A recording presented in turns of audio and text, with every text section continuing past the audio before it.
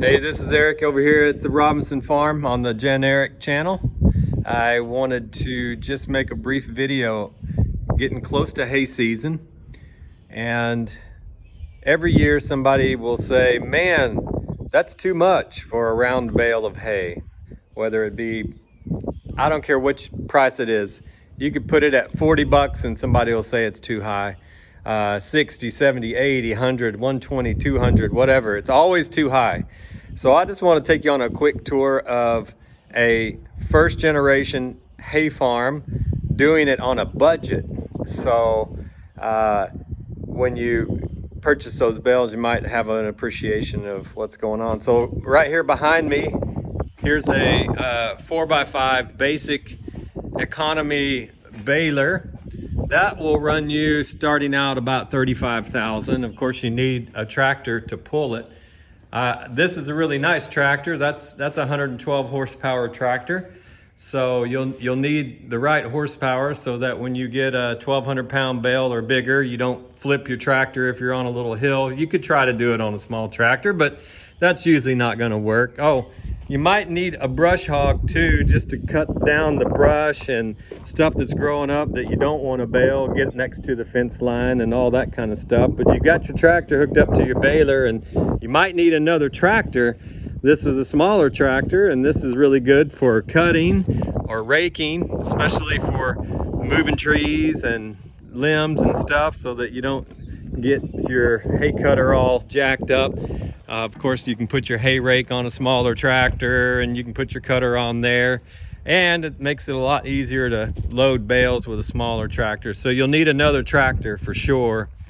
And then you need a backup more than likely. So we have an even smaller tractor here to move hay bales and to do raking, so that if you've got multiple pastures going on at the same time, but you'll need something else. And did I mention, to cut the hay, you need a hay cutter. This is a well-used hay cutter. This will run you several $1,000s. This is a mower and conditioner, but you've got to have a big enough tractor to pull that.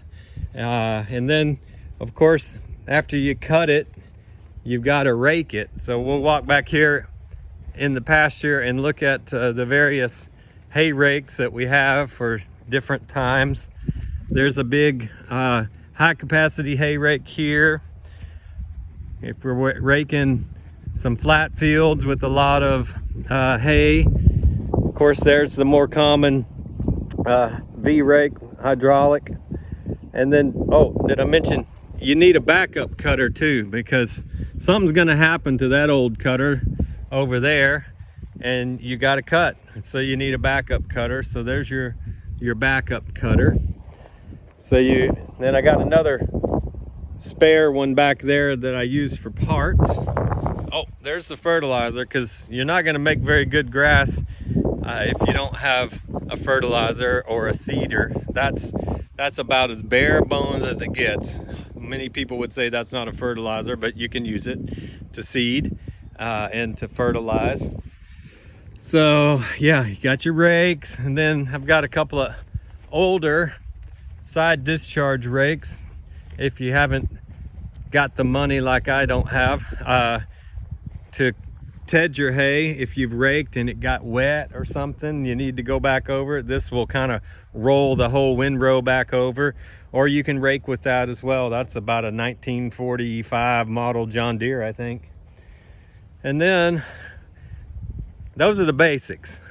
Of course, I've got a whole bunch of other stuff out here in the stables, but when it's all said and done, you're probably looking at $200,000 for a decent setup.